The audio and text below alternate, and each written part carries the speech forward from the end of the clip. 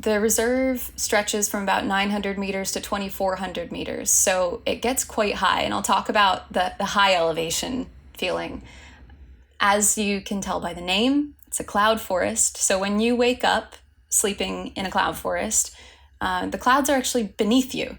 They're down in the valleys. And if you have a view, or if you put a drone up in the air, you'll see that the whole valley is blanketed in clouds, and you have this beautiful sky above you with really steep mountains surrounding you. And throughout the day, those clouds move up, and around 10 or 11, you are in them. So it's really ethereal and misty, and there are birds jumping from branch to branch, and every single branch is absolutely smothered in orchids, bromeliads, mosses. They're dripping. They're always wet. It's one of the wettest regions in the world because they live in a cloud. Everything is always pearled with water droplets, and you can't see very far through the forest because eventually it just looks like a cloud. And it's just this magical, I hate to say magical because it's reality, but it feels like something you'd have to imagine in a dream.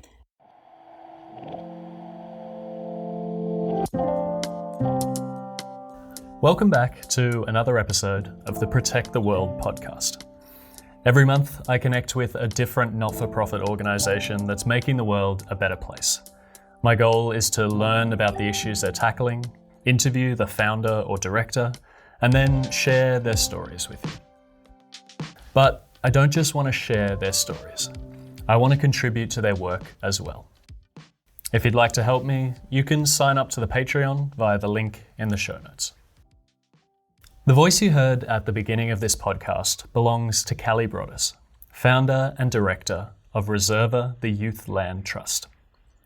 Reserva is an international NGO made up of young people from more than 30 different countries, and they have the long-term goal of establishing a network of entirely youth-led nature reserves throughout the world. Reserva's mission is to empower young people to participate in conservation efforts through research, storytelling, and fundraising. In this episode of Protect the World, I chat to Callie about Reserva's history and their current ambitions. We discuss their efforts to keep gold mining out of the world's first youth-funded nature reserve, the ways that young people hold financial power in the fight against climate change and biodiversity loss, the significance of recent referendums held in Ecuador, and the story of an incredible person who motivates Callie every day. This was a conversation that left me feeling inspired, hopeful, and energized, and I hope it has the same impact on you. So here's Callie Broaddus, founder and executive director of Reserva, the Youth Land Trust.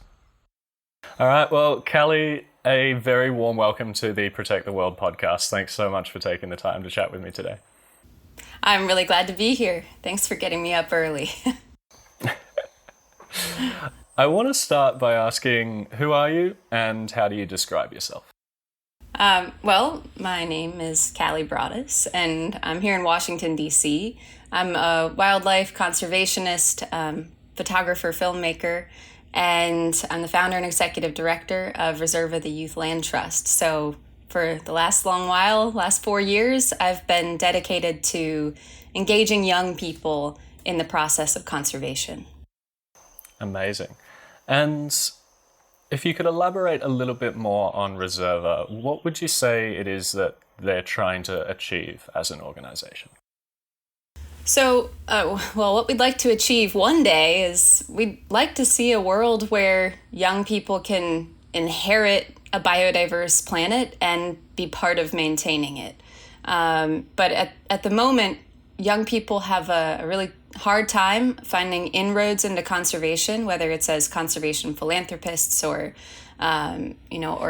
deciding where conservation efforts are directed.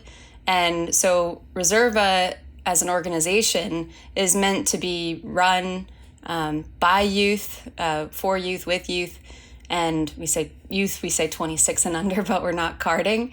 And the idea is to bridge the gap between this enthusiasm that young people have for action, for climate action, nature action, and the tried and true solutions on the ground that work. And it arose from a recognition that most conservation organizations don't target young people as a donor category, because young people aren't, you don't think of them traditionally as holding the purse strings. But I believe they have a lot of financial power when they act together. And as in this world, financial power often means decision making. And so Reserva is trying to show that young people have the ability to act together to implement huge measurable solutions to biodiversity loss, and therefore should be helping to drive the decisions that are made and the change that we implement. Fantastic. I love the model. It's a really impressive organization. So well done. And as a 27-year-old, I'm glad that you're not carding. Tell me a little bit about how Reserva started out. How did you come up with the idea, and how did that idea turn into a reality? So I have two answers to this. One is from a practical and kind of theoretical avenue. I had just been asked by Rainforest Trust to join their council, which I was totally taken aback, because I was a senior designer at National Geographic Kids at the time, designing kids' books. And when I looked at the other members of the Rainforest Trust Council, it was Russ Mittermeier and these other incredible names in conservation, who most of them had a doctor before their name. And I thought, why on earth would they ask me? And I thought, well, all right, I'm gonna scroll through and look at everyone else and just think what it would be about me that would be appealing to them. And I realized that I was the only person on that list who had a dedication or a background in kids and youth.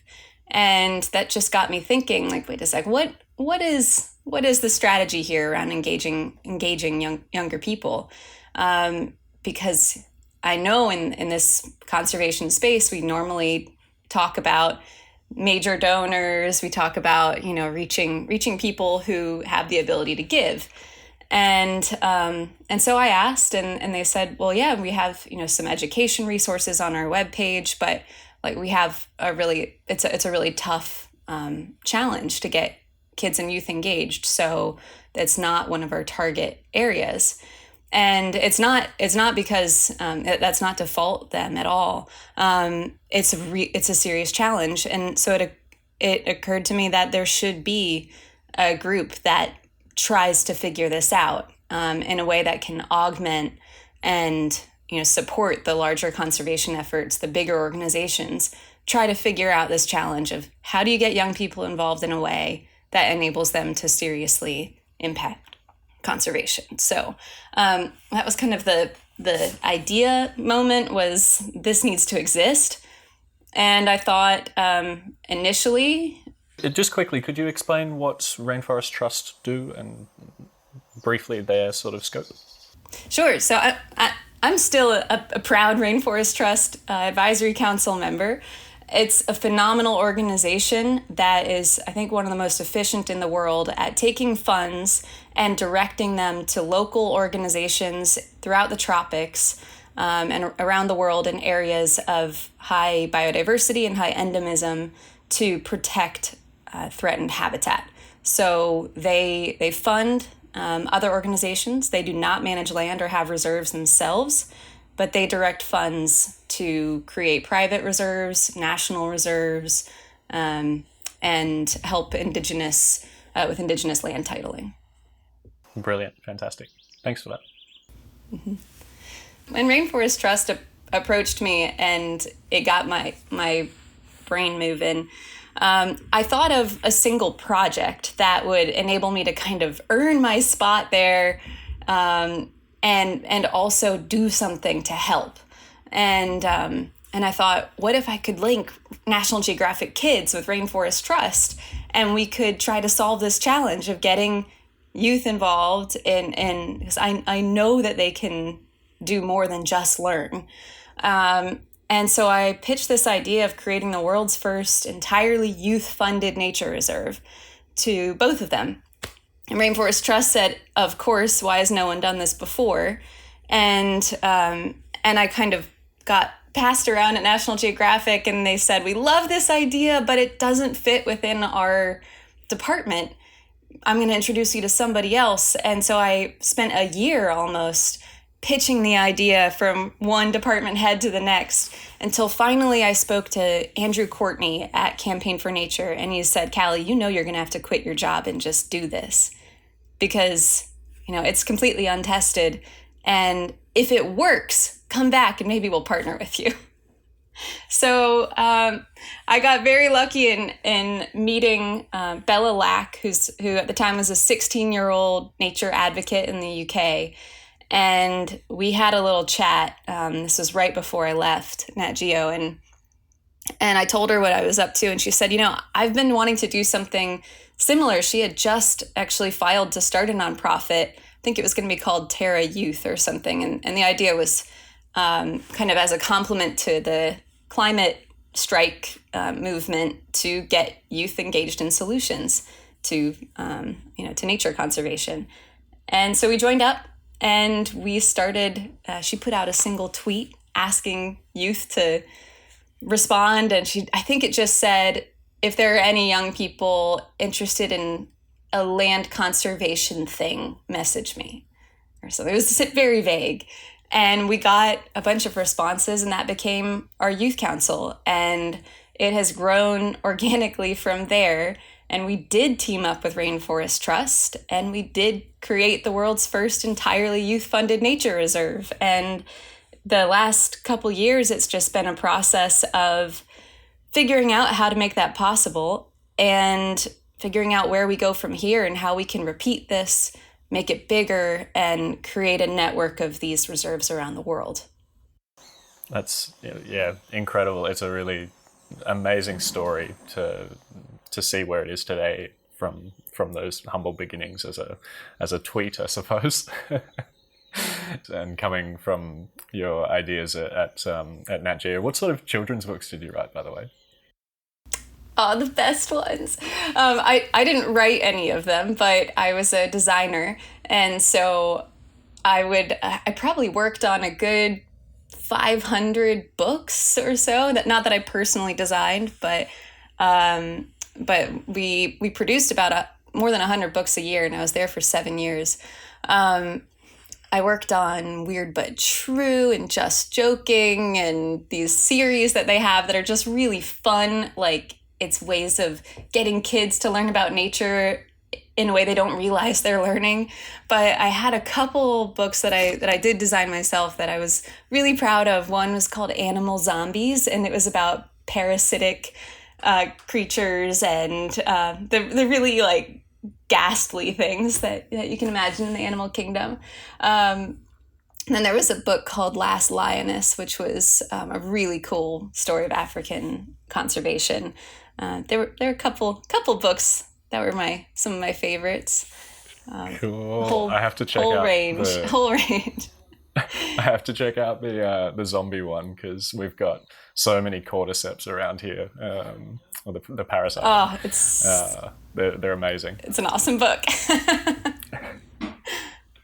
Cool. Okay, and so you launched Reserva in August 2019, I believe. Tell me a little bit about the journey since then. So, to be honest, none of us knew what we were doing. I think I had enough skills at the beginning to get us going on a good track. But the journey since then has been kind of a classic grassroots learn as you go experience. We are now at 90-ish people, I would say, from 30 countries on our youth council. They range in age from 7 to well, I would say 26, but the reality is we got a couple who are 28 or 29 on there now because they joined and then they don't leave. And we have been we partnered up with a group in Ecuador through Rainforest Trust, and their name is Fundación Ecominga, to support the creation of a 244-acre reserve funded by youth. And that we spent a year and a half doing that. So we were doing all the classic fundraising things you can think of, from bake sales and selling plants and mushrooms to virtual 5Ks and virtual concert for conservation, which we even had Olivia Rodrigo on. And we did just a million things to raise $90,000. Rainforest Trust matched it dollar for dollar, and that was part of the point of working with them. Was they had this really great saves challenge where they were just matching everything, and we finished in 2021 funding this expansion. The reserve is called Dracula Youth Reserve, and it's an expansion of the Dracula Reserve ecological corridor.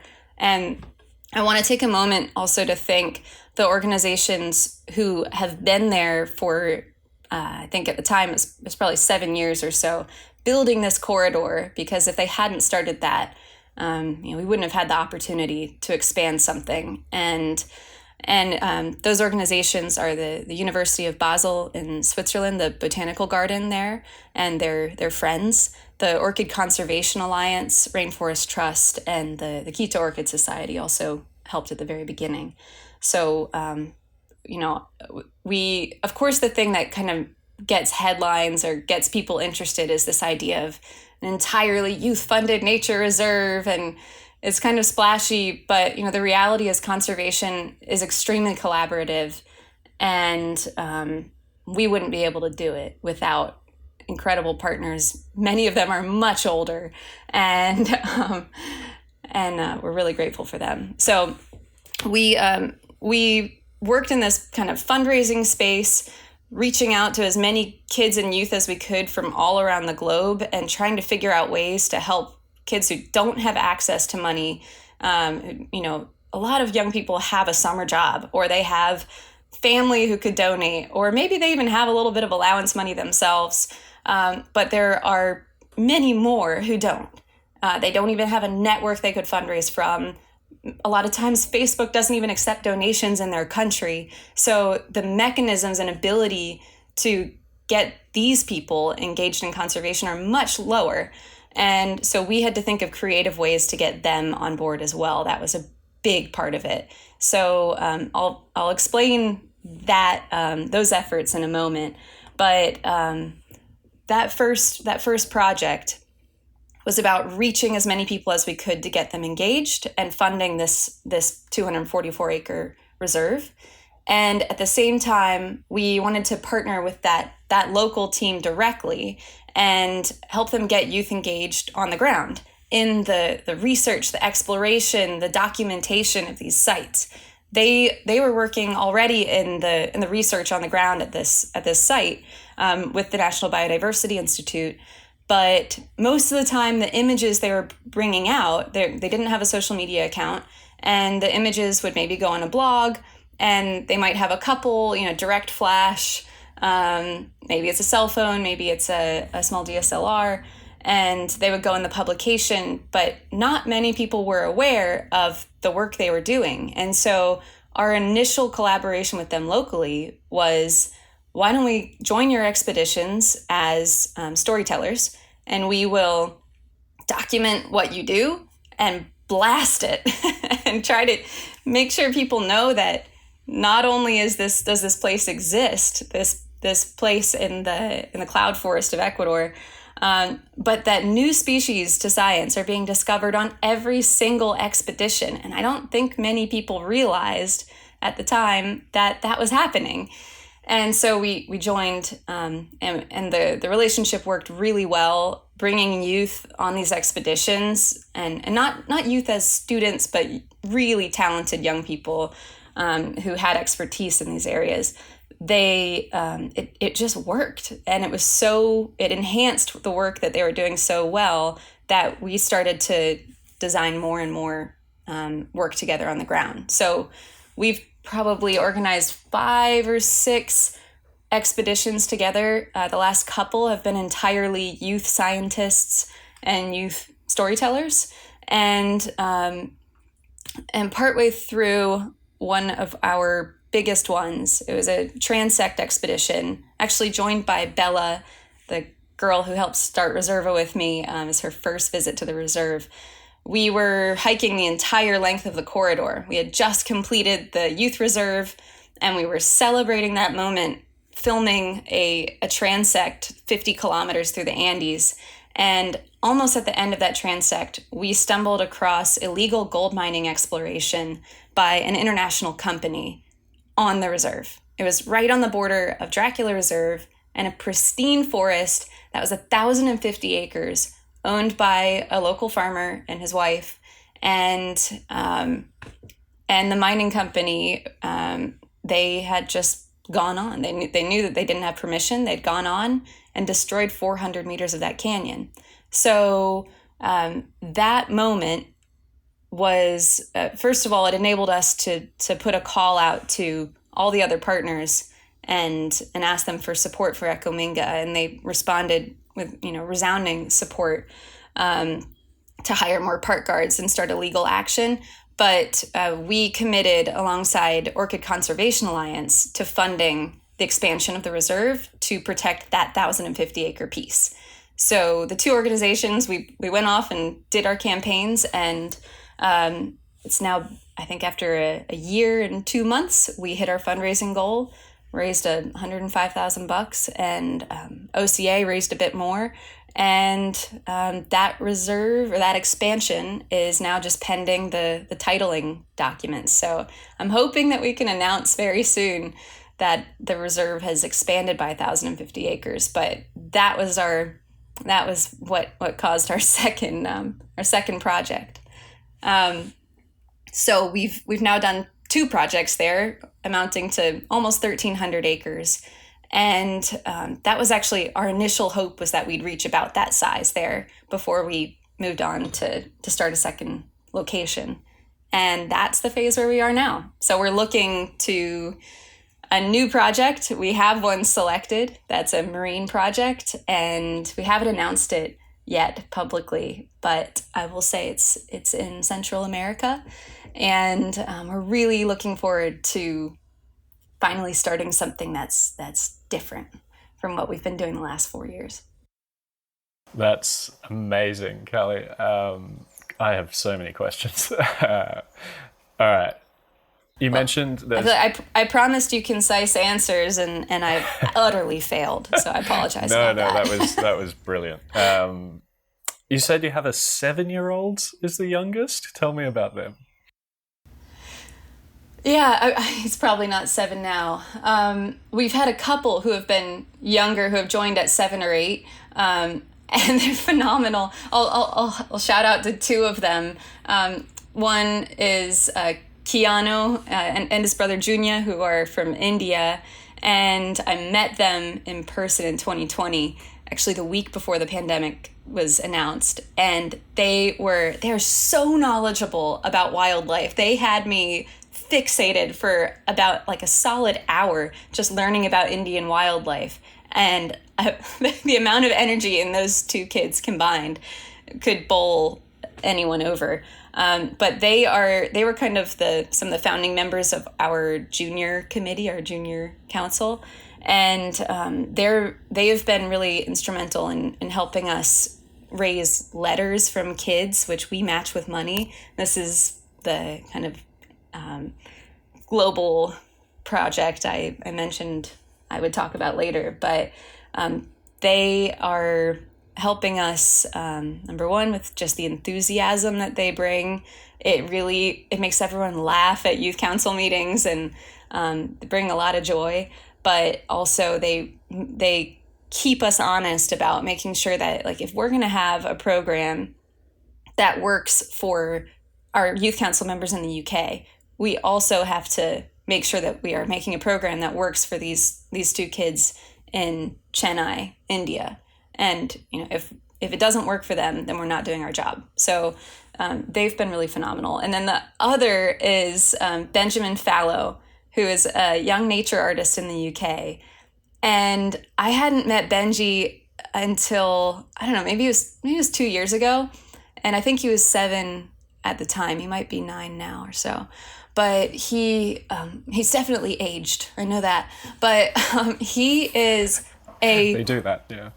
They do that. He is an unbelievable artist, and you can go on his Instagram and see the work he's done. Since he was maybe 3 or 4 years old, he's been drawing better than I can. And he has done several fundraising initiatives on his own that have been incredibly impactful. He hiked, I think, 250 kilometers to raise money for Reserva and raised a couple £1,000.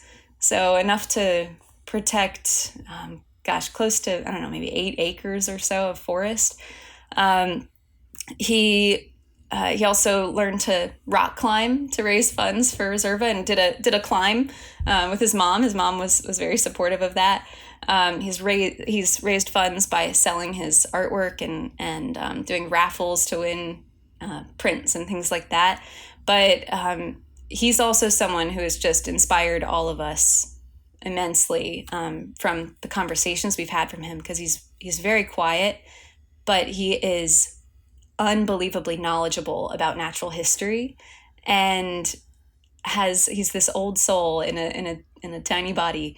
And he's someone who I think shows us all that you cannot underestimate little kids, because most of them have this unbridled energy and optimism that you need to do environmental work, because it is, as you know, tough.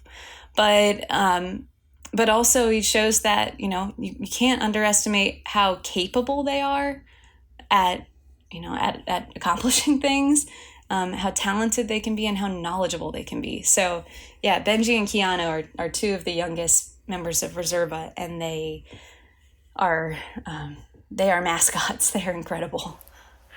That's amazing. He sounds like a little new David Attenborough in the works, and we need as many of those as we can get. I'll definitely have to check out that work. And also, you mentioned India and some of the conservation, and particularly the photography and nature work coming out of India is amazing. I don't know if you know Round Glass Sustain. They do incredible nature documentaries and that kind of thing. So yeah, that's a really exciting space.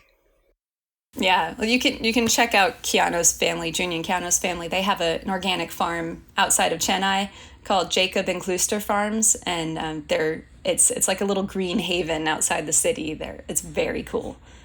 Cool, fantastic. All right, I want to keep us moving, but one more quick question on that. Dracula Youth Reserve. Dracula's not. When I hear Dracula, I don't picture tranquil jungles and that kind of thing. Tell me about the name. Dracula is not named after the vampire. It is the Count. Dracula is a word that means little dragon, and it refers to a genus of orchids that have elongated sepals that look like kind of the flared mouth or something of a dragon, long fangs. It's a really spectacular genus, and Dracula Reserve was begun because of its high population of endemic orchids. And endemic meaning, for anyone who doesn't know that term, endemic means species unique to an area, whether it's unique to a country or a zone. And there are a lot of species that are endemic, not just to Ecuador or to the tropical Andes, but to Dracula Reserve. So Dracula Reserve is, once this expansion is complete, will be a little over 6,000 acres, probably 6,400 acres. And in that area, there are at least 400 species of orchids that we know of, and only 7 of them are listed on the IUCN Red List. And I mean, only 7 of them are assessed on the IUCN Red List, and I think of those, maybe 6 are endangered, 1's critically endangered. Just quickly, for those who aren't aware, the IUCN Red List is the international authority for assessing the risk of extinction for different species. So, for example, when we hear that a creature is critically endangered, it means that that species has undergone a long assessment process by the IUCN in order to arrive at that decision. But the problem is that there are way more species that need assessment than resources available to do those assessments. And so the vast majority of species on the planet haven't been assessed at all. So what Callie is saying is that more than 98% of the orchid species at Dracula Reserve haven't even had their vulnerability assessed. And those that have were all found to be either endangered or critically endangered. All right, back to the podcast. So it's this remarkable haven of endemism, of these little jewels, and every single acre has something new. There are many species that you can find only on one side of one mountain. And that's what gives us this drive of, every $3 that we raise, every $5 we raise is enough to protect a classroom-sized area of rainforest. And inside that classroom-sized area of rainforest, there could be a single tree that supports the entire population of a species of orchids. And that's some research that's being backed up by Lucha Baquero, who's in Ecuador. It's so spectacularly unique, this ecosystem. It's part of the Tropical Andes Biodiversity Hotspot, which is the most endemic biodiversity hotspot in the world, and it's the only reserve in this area protecting at this level. So I'm really fortunate to be working there. And just to locate people, it's in the northwest of Ecuador, on the western slopes of the Andes Mountains, on the border of Colombia in Carchi province. So it's wedged between the Awa indigenous territory and then to the east, El Angel Reserve and the Golondrinas Protected Forest, which protected in heavy air quotes. So we're actually working with Golondrinas, and part of the protected forest is within the reserve. So incredible. I'm going to have to come and visit. It sounds spectacular. You're welcome. I want you to imagine that I'm a young person. Maybe I'm fresh out of high school or university, and I'm listening to you talking, and I'm thinking, that's awesome. I want to be a part of that. What should I do? So we have a website, and you can apply to join the Youth Council if you are super enthused. That's just under Get Involved on our website, reservaYLT.org. But most of what we do, we just communicate on Instagram, and we need as many people just to answer the call as possible. So when we have a virtual 5K, please sign up. When we put something out and say, hey, we're starting a new project, be one of the first people to contribute $1, $3, $5, whatever you're able to, because that momentum is what carries things forward. And we're nowhere near as big as we need to be to accomplish things quickly. So everyone who follows us, everyone who has participated in one of these campaigns has made a much bigger difference than I think most of them would imagine. Because we've got, I think, 7,000 followers on Instagram or so. And most of those people aren't seeing every post. So when you see something, you are, one of 100, 200 people who are actually able to take action. And that's not a lot. Half the world is under 31. And we need to reach as many of them as we can. So if you can help us share what we're doing and just inspire other friends to join, that's big. That really helps. If you can contribute, that's amazing. We desperately need people who are able to give a couple bucks. But if that's not something you can do, or if you want to do more, you can also join as a fundraiser. So we have this platform, an online platform that enables us to have a fundraiser and ask and get people to join as fundraisers for that major goal. So we've had people start a fundraising page and run a marathon, or start a fundraising page and sell plants or mushrooms. we've had someone do a bio blitz in their neighbor's backyard. He was like, I've donated my what I'm able, but I want to keep helping. What can I do? And we brainstormed, and he was like, well, I'm really good at identifying insects. So he went to all of his neighbors and said, can I bio blitz your backyard in return for a donation to this cause? And so I would ask any young person who's listening to this to think about what skill or attribute you have that you might be able to creatively turn into supporting this effort, because this is what it's about. We want to prove that young people have the financial power to make a measurable difference for threatened species and habitats. It doesn't necessarily mean you have to have the money. It just means you've got the creativity and the ability to inspire people to care and to give.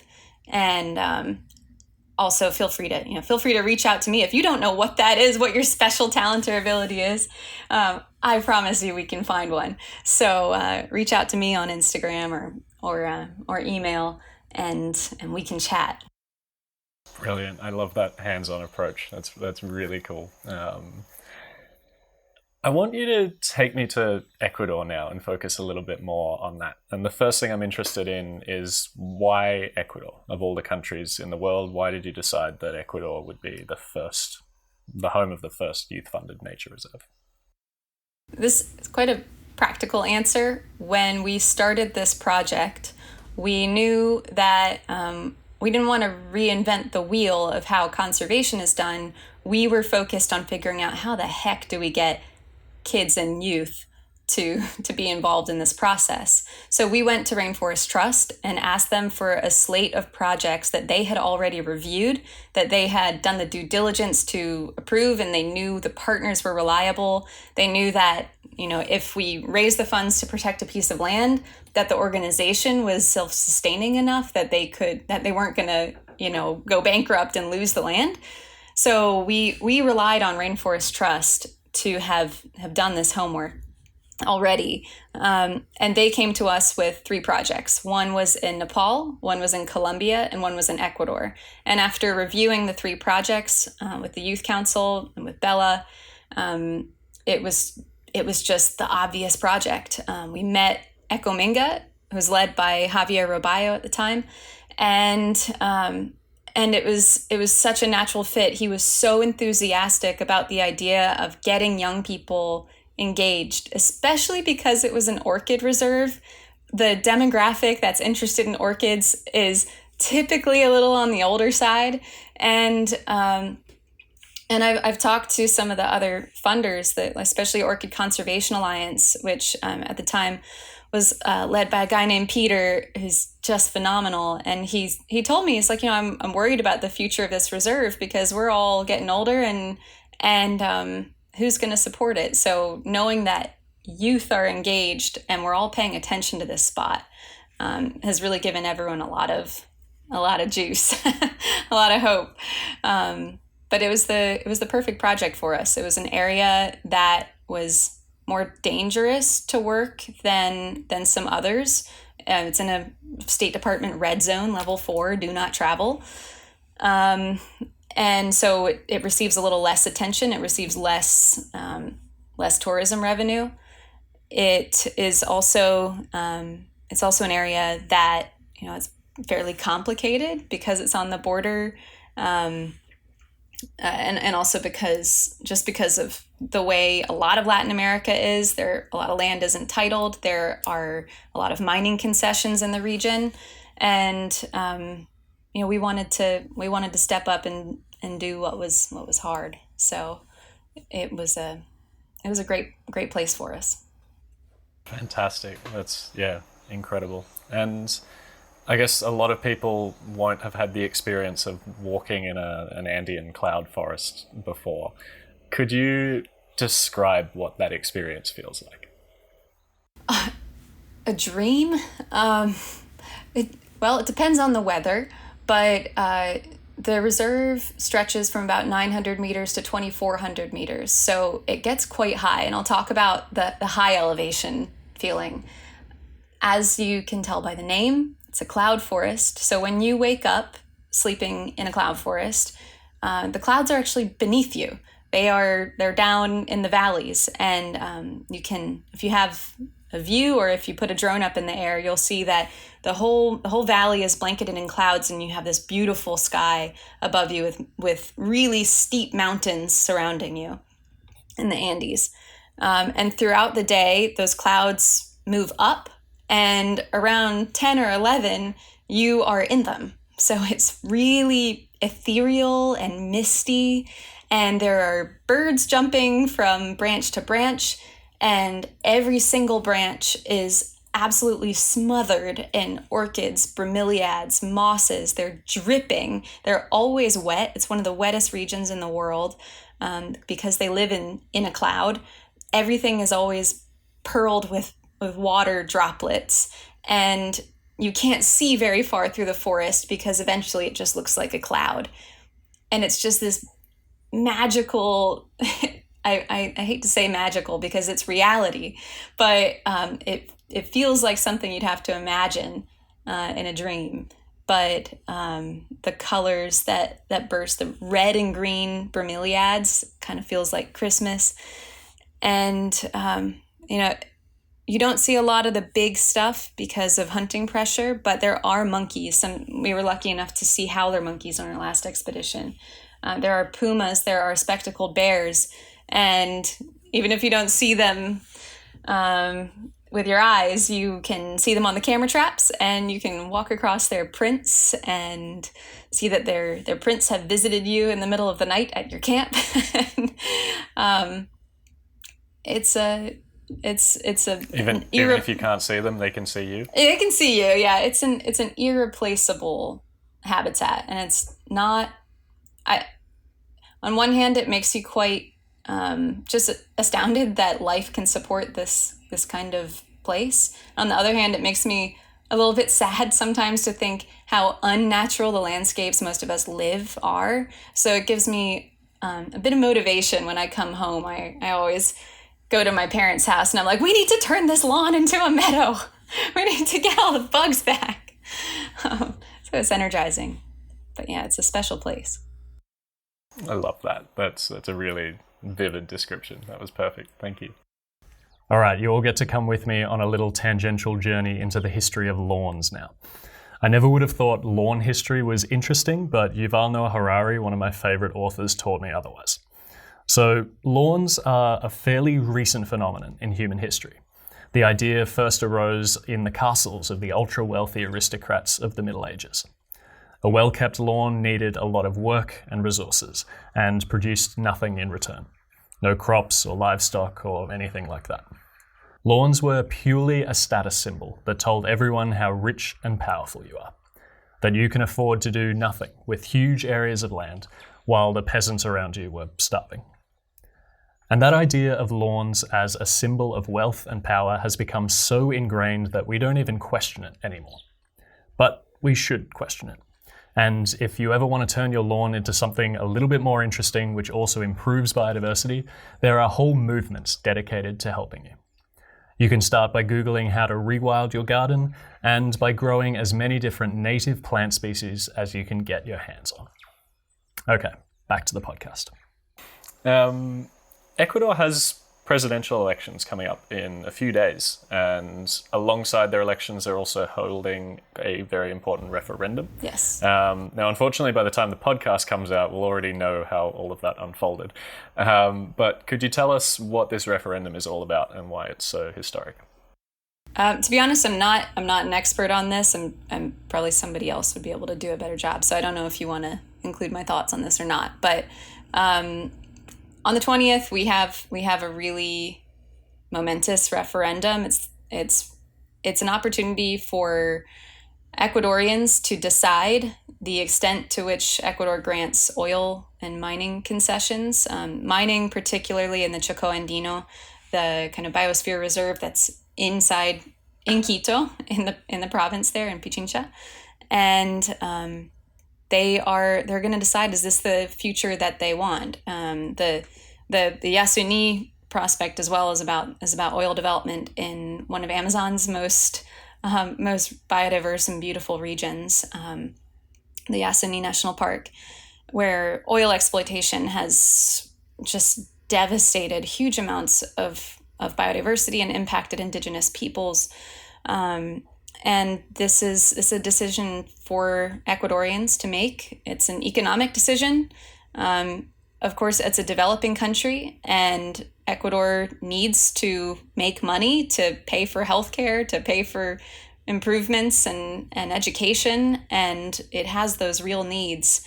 And so if that money isn't going to come from oil and gas development, where is it going to come from? And that is a question that is on the minds of Ecuadorians right now, because the people who have lived close to nature and understood the intrinsic value it provides and the economic value it provides in shielding them from natural disasters and making their crops possible and things like that. Other people are thinking about it from a more economic, kind of pragmatic sense of, okay, if not this, then what? And we're not willing to slide back into poverty. We need this money. So where else is it going to come from? So it's easy, I think, for us to hashtag Sí al Yasuni and, make sure everyone is voting Sí al Chocó and for decisions that will save nature. But we shouldn't criticize the people who aren't seeing it in the same way. We just need to make sure that we're doing our job of helping them understand that the equation here, the math of the money that comes in from oil and gas is not as simple as it seems, and it's leaving out the importance of something that's much more valuable. So we're all waiting with bated breath to see what happens in Ecuador, and I really hope people turn up. How do you feel personally about these kinds of issues being decided via a referendum? Because I guess on the one hand it's democratic and that's a good thing, but then part of me also feels like nature needs protection even if there's not a democratic majority. It's a really interesting dynamic. Do you have any thoughts on that? Yes. I couldn't agree more. It's a problem of awareness, education, storytelling. A lot of people aren't aware of the reality of our situation. And so if they're not aware of the reality of our situation when it comes to biodiversity loss and climate change and the role that fossil fuels has to play in that and the role that mining plays in the loss of biodiversity, if they don't understand that truly, then how can they make an educated guess? And what's the point of having a referendum with people who aren't educated about the problem? So I love the idea of having a referendum. I think it's really important for people to feel that they have a voice in the decisions that are made in their country. I also think it's important that Ecuadorians decide what happens in Ecuador. But at the same time, we are faced with the reality of biodiversity loss at 1,000 times the natural rate, and a climate future which at the best estimates with global pledges, we're looking at 2.8 degrees of warming before the end of the century, which is not a livable situation. So yeah, there's a real challenge of if people decide for a solution that will ultimately be suicidal, do you let them do it? And I guess I'm not in the position to make that choice, but we are all in the position to do something to help, and that's the business I'm in. So I will say personally, I'm not a big black and white girl. I think that there are many sides to every issue, but there is something black and white about biodiversity loss and climate change. We're in America, we have a lot of people who aren't convinced yet by the science that shows that climate change and biodiversity loss are very real. And there are people who fall in the middle and say, okay, well, maybe they have a little bit of a point, and these people who are alarmists, maybe they are too far. And I just feel like, 2 + 2, if one side is saying 2 + 2 is 4, and the other side is saying 2 + 2 is 6, the correct answer isn't 2 + 2 is 5. It's, facts are facts. So to some degree, you have to you have to go with maybe the less popular but more correct option. I don't know how you do it without pissing people off. I guess long term as well, like if we're looking at the planet, there's only sustainable or not sustainable. There's no a little bit sustainable. And right. Yeah. Right. Yeah, it's a really interesting and I hope Ecuador make the right decision for them on August 20th. I hope so. I'm very pleased to report that the people of Ecuador did vote resoundingly in favour of protecting Yasuni and the Choco from mining and oil extraction. It's a victory that places the long-term prosperity of the planet and the Ecuadorian people ahead of short-term profits. And it's also a victory for democracy over short-term profits. Two things that I think are going to increasingly come into conflict in the decades to come. But interestingly, this victory was only made possible thanks to some unique features of Ecuador's constitution. Back in 2008, Ecuador became the first country in the world to recognize the rights of nature in their national constitution. And they have led the way in developing environmental protections that most Western countries could only dream of. It's these protections that allowed for this issue to go to a referendum in the first place. Their constitution recognizes all non-renewable natural resources as the legal property of the state. That's everything from oil and gas to gold and silver. And it requires that the Ecuadorian people receive at least half the profits from any extraction of these resources. And that's another important thing to remember here when it comes to this kind of democratic decision-making. It's not just a question of mining or not mining. It's also about who the mines belong to and how the profits are distributed. There's a big difference between a government-run mining operation where profits are invested back into public services like healthcare and education, as opposed to a private mining operation where the majority of profits are tucked away by multinational corporations.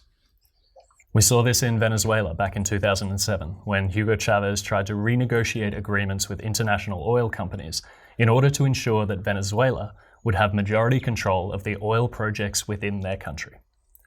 The fossil fuel companies refused to enter into such an agreement, and this was one of the key factors that led to Venezuela's ongoing economic crisis.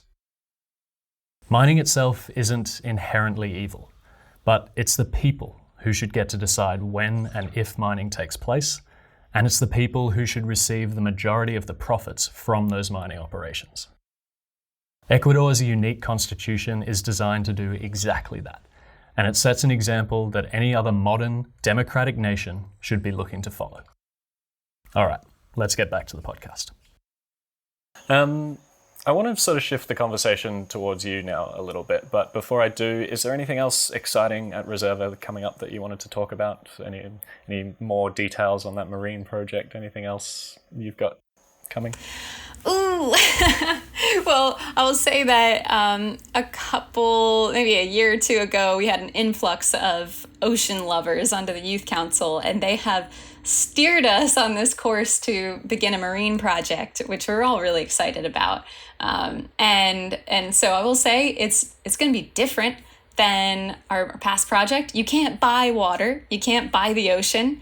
And so the method of conservation, it still needs fundraising, and that's of course what we'll be doing. But the method of conservation is more to do with data collection to prove the need for conservation and storytelling to convince those with the ability to implement that conservation to do it. So the role that we will have is fundraising. Number one, we've got to enable the science and the data collection to proceed, because that's what'll make the argument for us. But we will definitely need people to pay attention, because that really makes politicians, it makes world leaders look. So please follow us and get ready to help out, because this is new for us. It's different than $3 saves a classroom-sized area of rainforest. It's very different from that. And so once again, uncharted waters, so to speak, uncharted. And we'll need all the help we can get. And also, we welcome ideas. So yeah, it's me and 90 young people. None of us are positive about how we're doing what we're doing. We're all just finding new ways to work.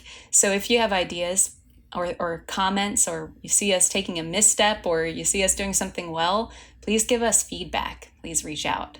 We really appreciate it. Brilliant. I'm really excited to follow along with this new chapter.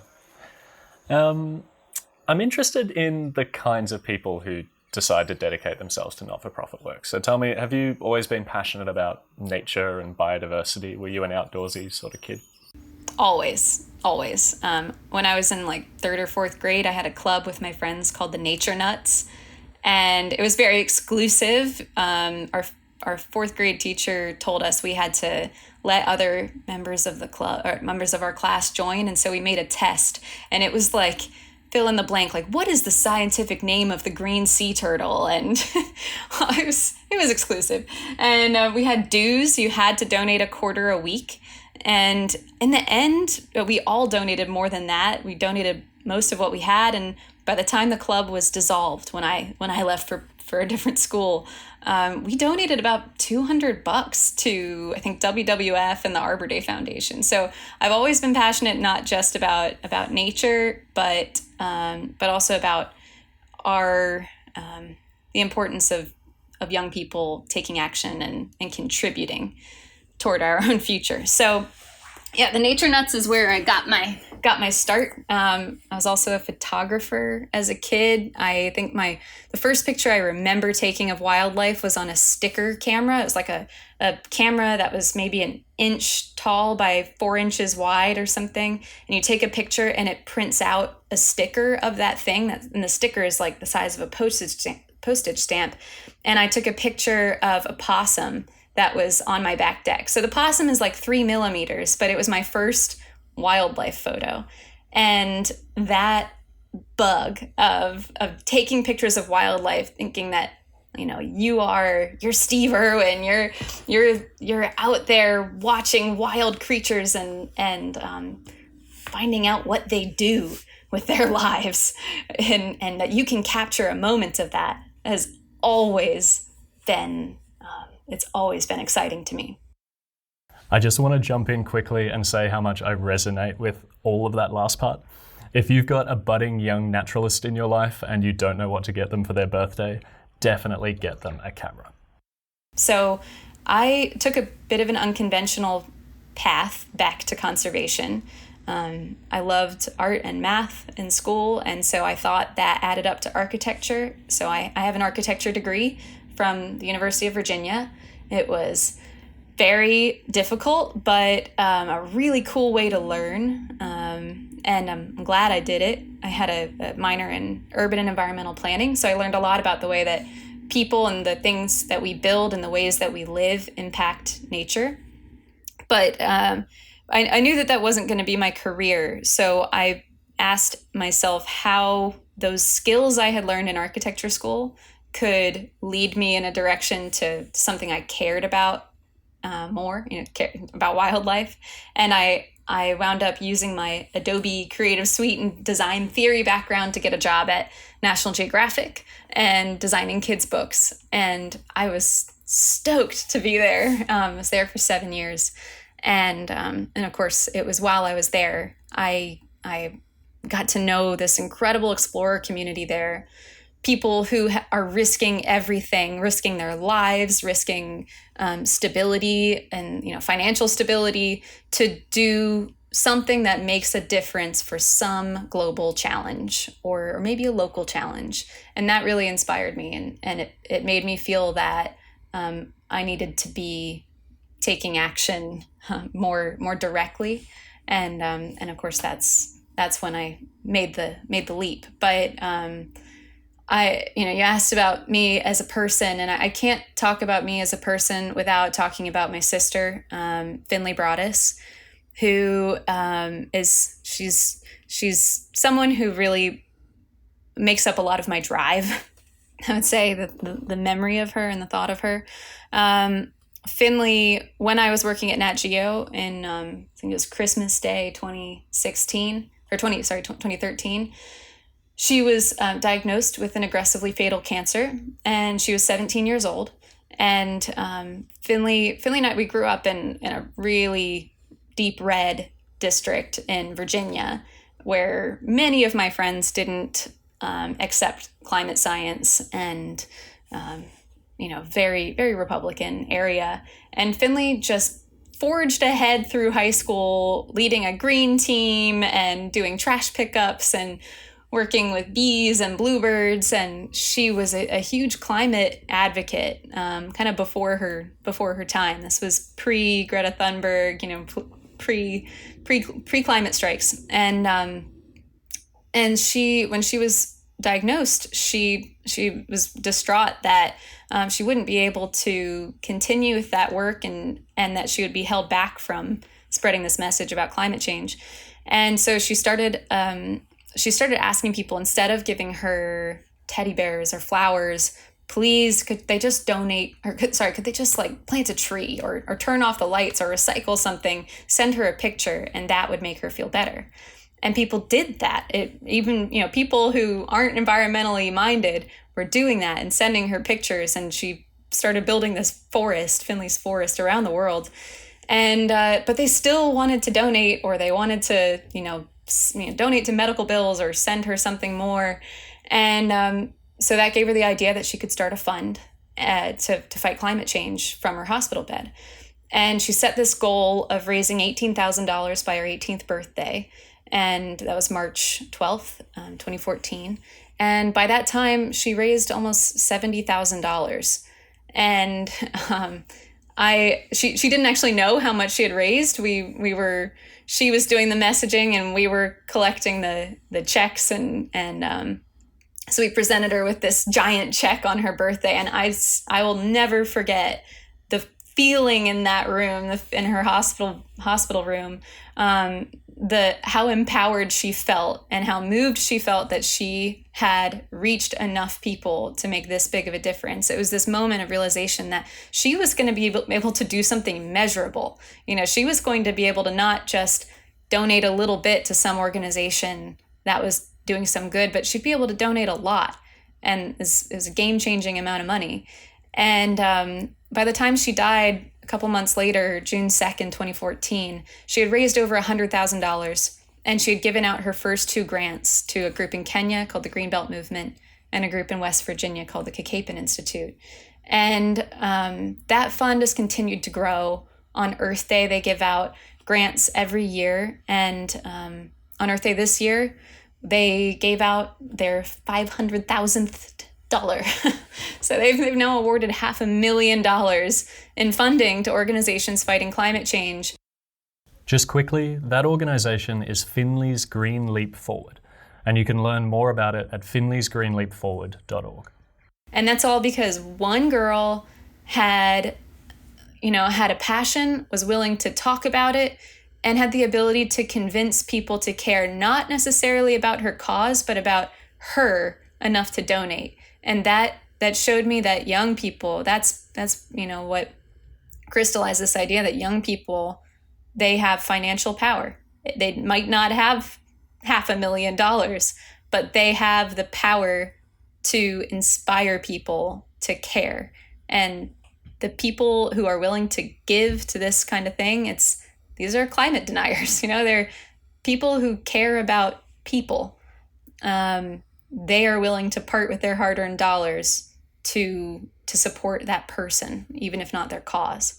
So when I started Reserva, it was very much with Finley in mind, and feeling that there are probably a lot of kids and youth out there who feel similarly powerless, who hopefully aren't in the same situation she was in, but who could benefit from that feeling that they too could do something. And that's what starting Reserva was all about. Wow. That's everything about that story is just,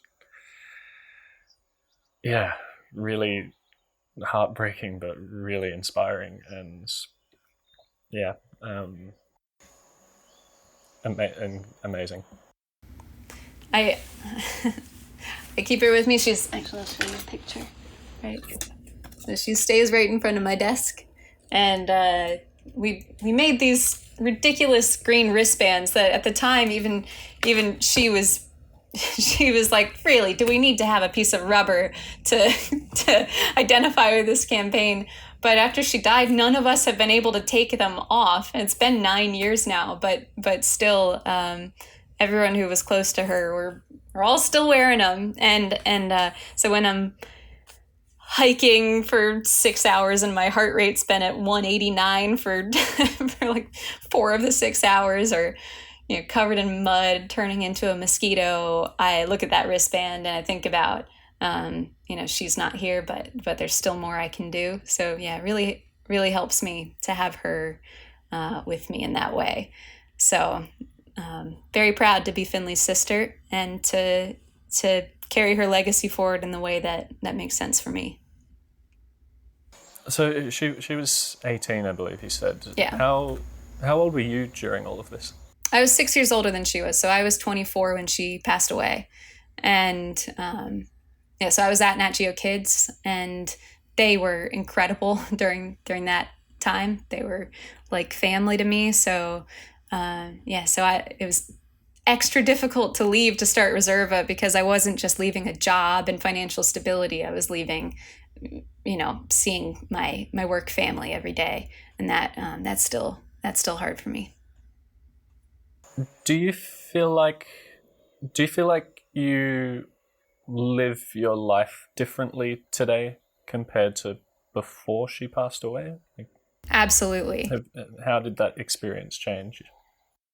It made a lot of other things just not matter anymore. I'm not a religious person, so I don't believe in the kind of literal sense of seeing her again in any kind of corporeal way. And so to me, she stays alive by the actions that we do to keep her alive with us. And so it became, the most important thing in the world to me to live in such a way that, that keeps her with us. So things like career motivation, wanting to make a certain amount of money so I could afford to travel, or so I could afford to be more philanthropic, or whatever it was.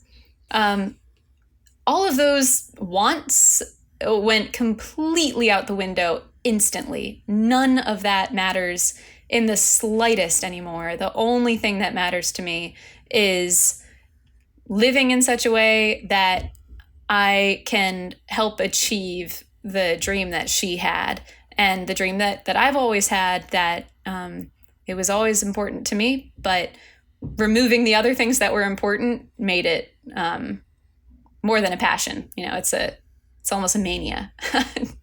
I don't want to make myself sound crazy, but it's all consuming, and I didn't have that before.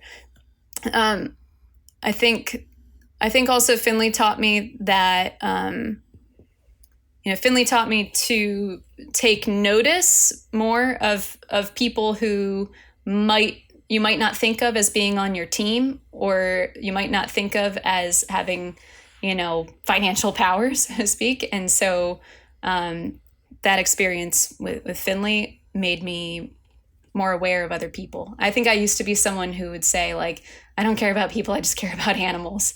And now knowing what she went through and seeing the response people had to her, and these people, neighbors who didn't accept climate science stepping up because they cared for her, it's made me see things not so black and white, and see people who, maybe we don't think of as on our team. They're on our team. We just have to figure out how to get them to act that way. So she's changed everything. That's a really beautiful way of seeing the world, and I'm sure she'd be so proud of everything you've achieved, Callie. Yeah. It's really inspiring. Thanks. All right, let's lighten things up a little bit. I imagine that being founder and director of Reserva isn't all hiking through Ecuadorian cloud forests. I wish. Tell me what an average day looks like for you at Reserva. An average day, I try to go to WeWork, so I'm surrounded by people, but I do live in the city, live in DC. Most of my colleagues are elsewhere in the world, and so I don't get to work with people in person very much, which is really difficult for me. I'm a big extrovert and love being around people, and so at Reserva, we have meetings twice a month with the whole youth council, and those are the best days because we all get to hang out virtually. But it's a lot of answering emails, which I'm admittedly terrible at. Apologies to anyone listening who's experienced that. It's trying to juggle a lot of different things because from running a business. A nonprofit is still a business, and trying to make sure that I've done all of the kind of keeping the lights on things like the tax registrations and charitable solicitation applications and bookkeeping. People donate, and every person who donates, they have to be accounted for. I need to know who they are, how much they donated, and that's hundreds of people. And so there's a lot of work that goes into that. But when we started, we had no funding. Normally, when people start a nonprofit, they have some kind of angel investor, a donor who's like, I'll be willing to keep you running for the first 2 or 3 years so that you can get the program going. And we didn't have that. So it's I think we're still recovering from that time. I had to invest in doing all of the things, getting it up and running and figuring out how to run the program. So I'm still learning how to do things efficiently and how to grow enough that I can hire someone to help out and manage them correctly and efficiently. So yeah, it's a lot of sitting at the desk. I wish I could say it were more not being there, but it's not. We're probably on expedition for a month out of the year, maybe. That's okay. So you get a decent amount of time in the rainforest. That's nice. Yeah, more than most people. I want to ask you about your toughest, most challenging day or experience working for Reserva.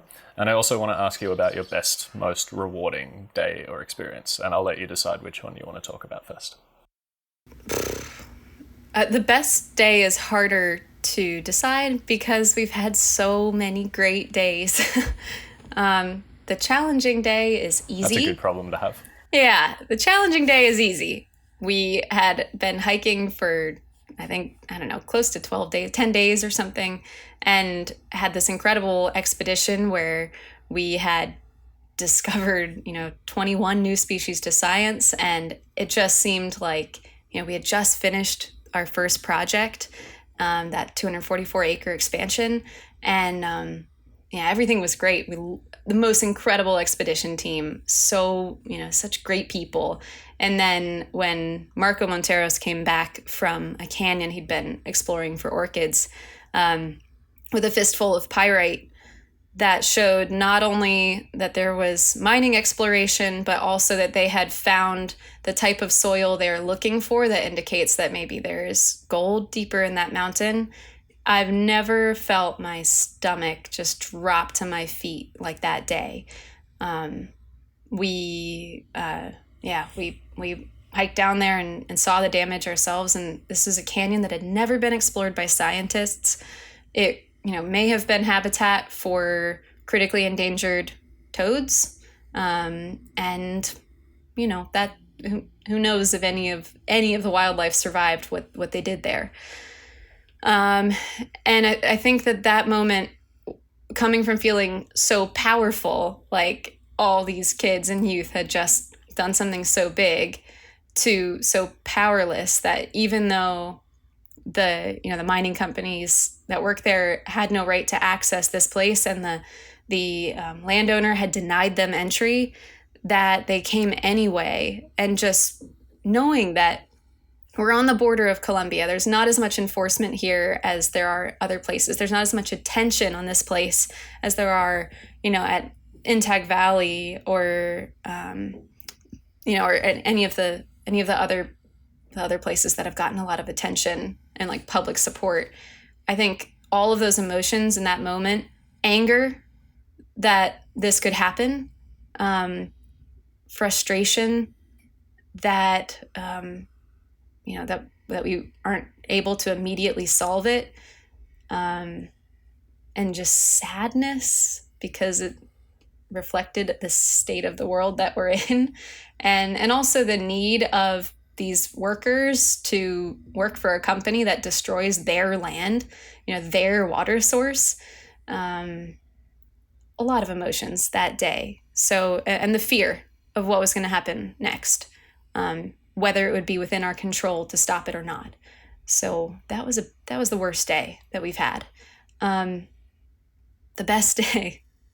The best day. Are you able to just quickly explain where that's at now, and are you still having issues with mining, and yes, were you able to make any progress on stopping it? Yes. So immediately we put a drone up in the air, found that they still had an encampment about 500 meters from ours, and the next morning we hiked in and confronted them, and Javier Raballo, the Ecomingas director, told them, and very explicitly, you may not cross Ecomingas lands, you may not enter this property, you have no permission, we will bring the cops next time.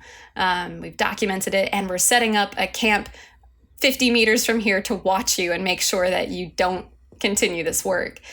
So we tried immediately to put a stop to that activity, but it's a big area and it's an underfunded organization. There are only, I think, 6 park guards to patrol 6,000 acres. So they have managed to get onto the land a couple more times, do a little bit more exploration. And it had largely stopped because of the political unrest in that area. The mining companies had actually kind of withdrawn for a bit. And so we had a sort of a hiatus, a little respite.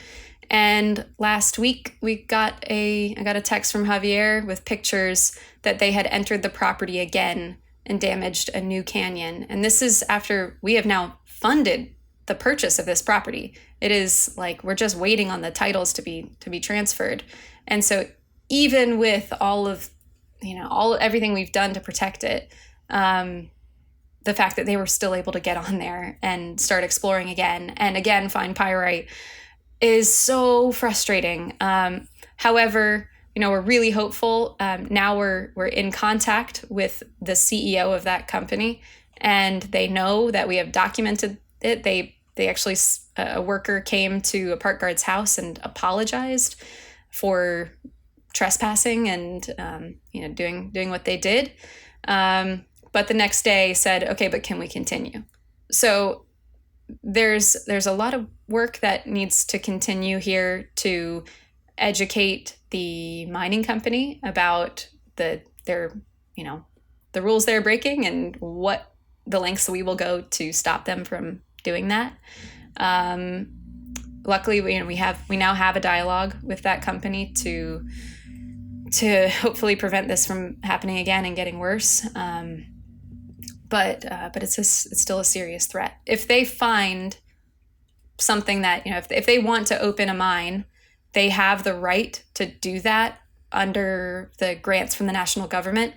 The concessions drawn by the national government. They just drew boxes over almost the whole rest of the forest of the tropical Andes, just big boxes, granted these concessions to international mining companies to explore.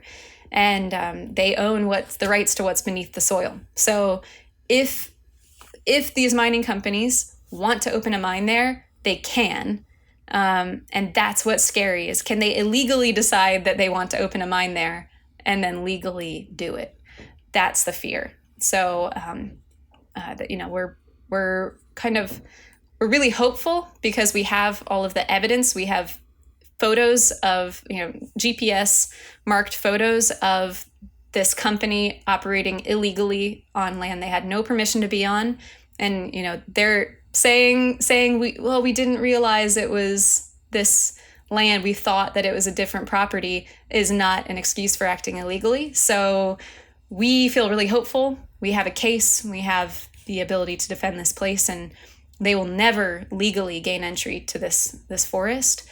So that's something that gives us hope, but still lingering frustration and fear that it continues here. So that's the state. It's a really heartbreaking situation, and I wish I could tell you it was unique as well. It's the same here in Peru. Yeah. The station that Zane is at currently. For context, Zane is a mutual friend who put me in touch with Callie. So, hi Zane, if you're listening. Up until a few years ago, the station has this incredible lookout over the Rio Madre de Dios, and trees, jungle as far as you can see, the best sunset you've ever seen in your life. And I think it was 2 years ago, the opposite bank was classed as a mining concession, and now you've still got that incredible view, but right bang in the middle is this big gold mining operation, and it's all legal, and it's so frustrating. More people need to see it. They need to see where their gold comes from, and that's the most frustrating thing. It's not like they're like, this is a metal where 40% of this metal is going to end up on your wrist. We don't need to be doing this. There's enough gold above the ground that we can harvest that gold for our needs in electronics. It's a very useful metal, but only about 8% of it gets used in things that we need in electronics. The rest of it is either sitting in a bank. And then there's the mercury side of it as well. Yeah, of course, mercury and cyanide and the leaching into the water. And there are so many negative effects. It's so frustrating. So, but yeah, anyway, that's the bad day. Best day. Let's talk about best day. Frankly, I don't have one best day. I mean, I have so many favorite moments. I mean, we have now completed 2 projects that most people would have thought we never could have done. So, the day when you get that last donation that crosses you over the fundraising barrier, and you can send that grant money to the local organization, that's always a great day. So 2 times we've had 2 incredible days. The first one was probably more powerful because we had just spent a year and a half doing it, and it was this massive exhale.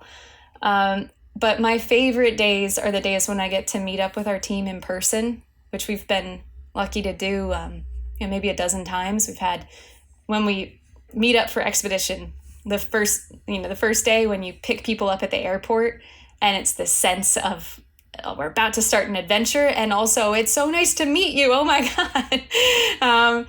When we go to the UN conferences, we've been to a handful of them.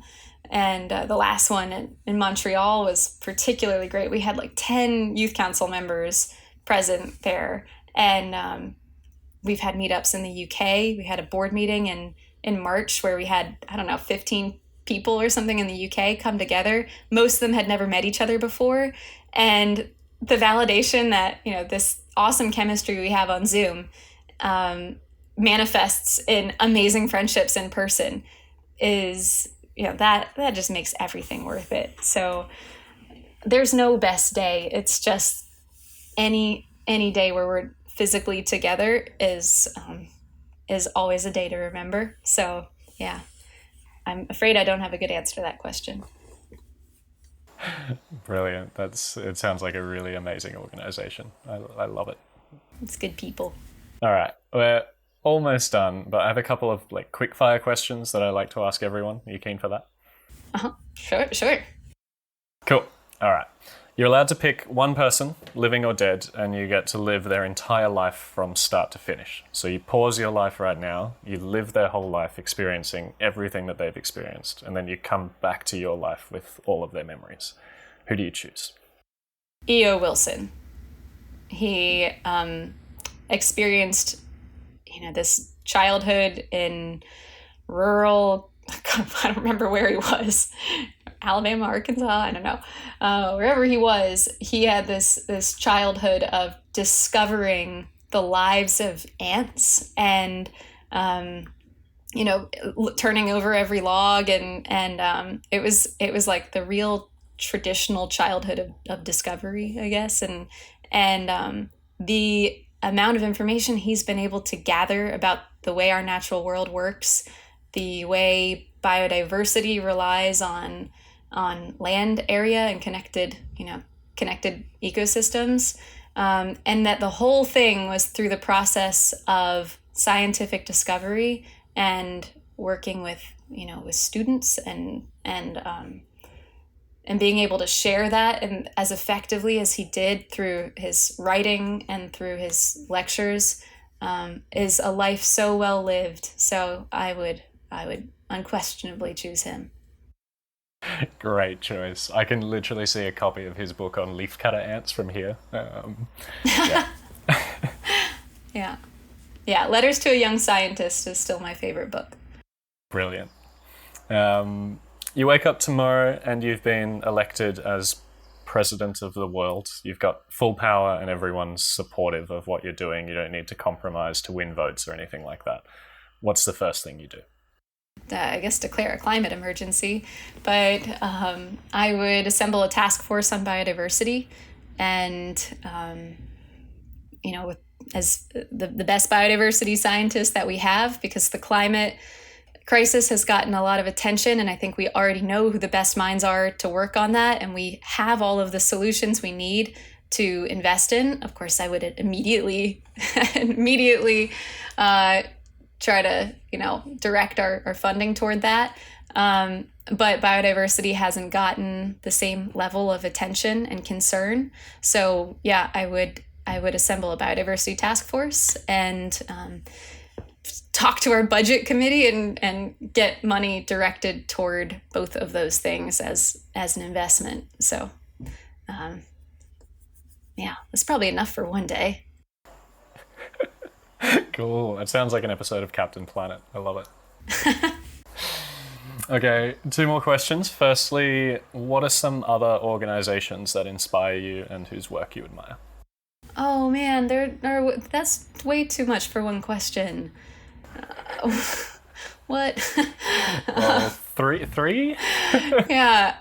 Okay. Well, I will say, Rainforest Trust and other, they call them bingos, the big NGOs working in this space. They really do inspire me because they have a single solution. There's a theory of change that they have that they're pursuing doggedly and really effectively, and I would like to emulate that in Reserva.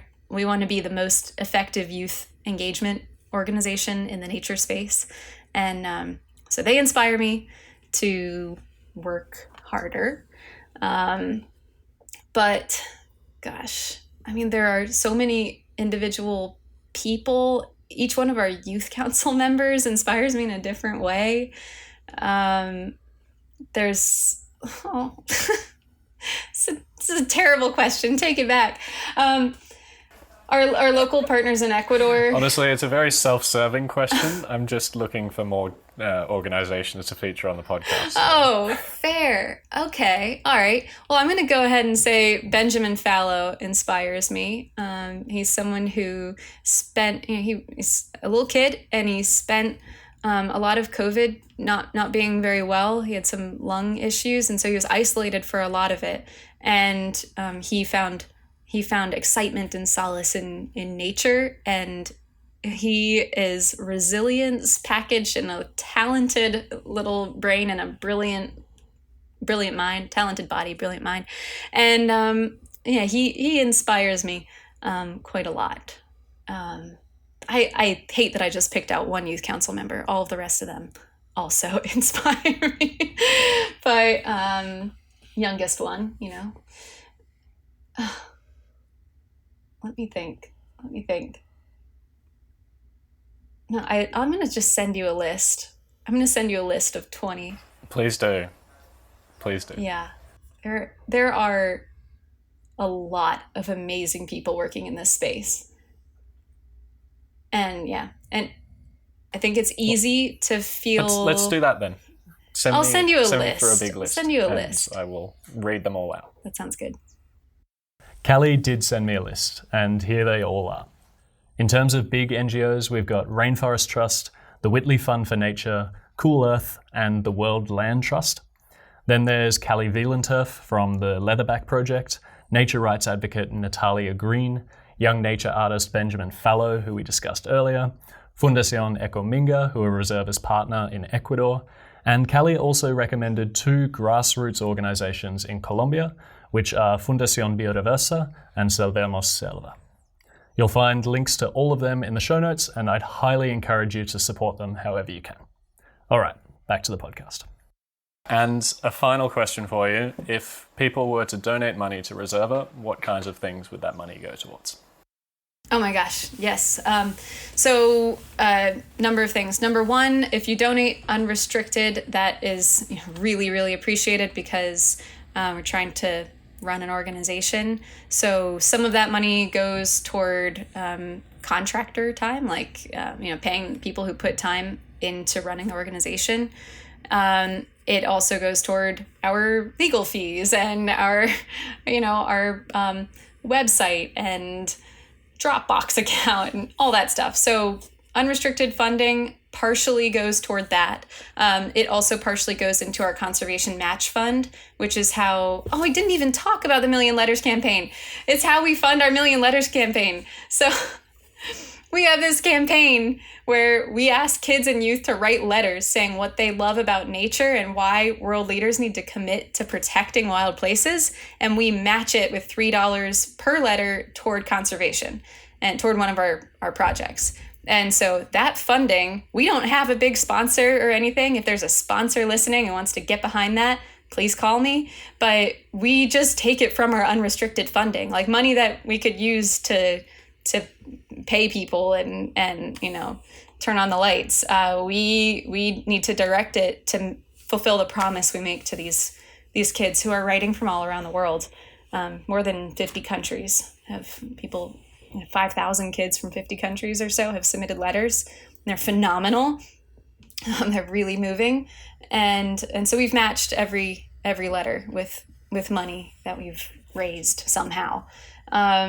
So yeah, that's your donation unrestricted will go to those things. And then we also offer restricted options. So you can donate to conservation projects, and that means 100% of your donation will be granted out to the local partner of whichever project we're working on. So until this point, it's been Fundación Ecominga for this land purchase at Dracula.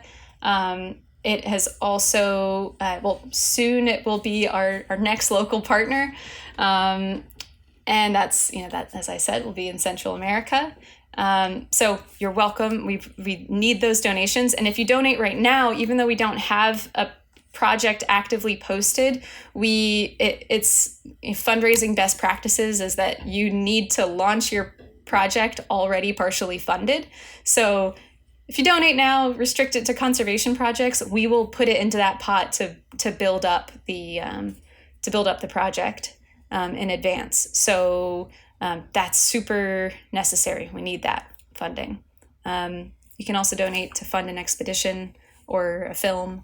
We're working on all those things.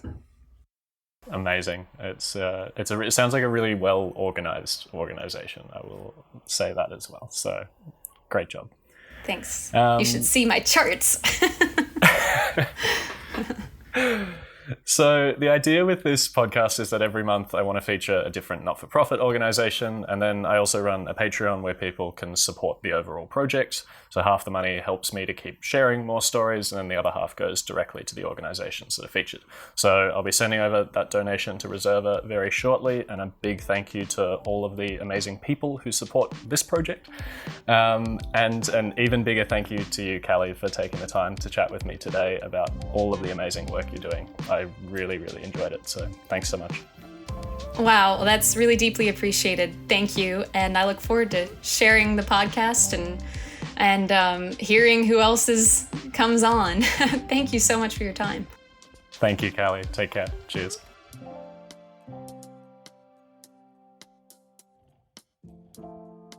That was Callie Broaddus, founder and executive director of Reserva, the Youth Land Trust. This episode is already the longest one yet, and I feel like I easily could have spent another hour or two picking Callie's brains about biodiversity and conservation. I honestly could have just sat and listened to her narrating what it's like to be in lots of different natural habitats. That evocative description of a cloud forest was like something out of an Attenborough doco. I'll be wrapping up this episode shortly, but as usual, I just want to take a moment to reflect on 3 key points that Callie made. The first one was this. When Marco Monteros came back from a canyon he'd been exploring for orchids with a fistful of pyrite, that showed not only that there was mining exploration, but also that they had found the type of soil they're looking for that indicates that maybe there is gold deeper in that mountain. I've never felt my stomach just drop to my feet like that day. For most people in the West, the realities of gold mining are completely out of sight and out of mind. So I just really want to drive home what the situation is like on the ground here. There are huge swaths of the Amazon that are being destroyed by gold mining, and it is expanding every day. I live in southeast Peru, right next to one of the tributaries that leads into the mighty Madre de Dios River. And there are sections of that river where you can travel for hundreds of kilometers and just see gold mine after gold mine along its banks. There are big patches of rainforest that have quite literally been turned upside down in order to facilitate gold mining. And as Callie mentions, almost all of it ends up wrapped around someone's wrist or stashed away in a bank vault.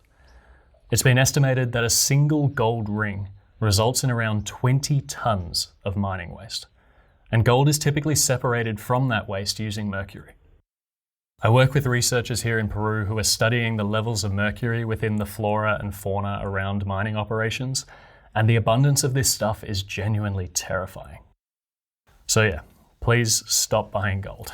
This is a problem that goes away the second that people stop putting so much value into what is essentially a pretty useless metal. The second part I want to focus on is this. By the time she died, a couple months later, June 2nd, 2014, she had raised over $100,000, and she had given out her first 2 grants to a group in Kenya called the Greenbelt Movement and a group in West Virginia called the Kakapen Institute. And that fund has continued to grow. On Earth Day, they give out grants every year. And on Earth Day this year, they gave out their $500,000th dollar.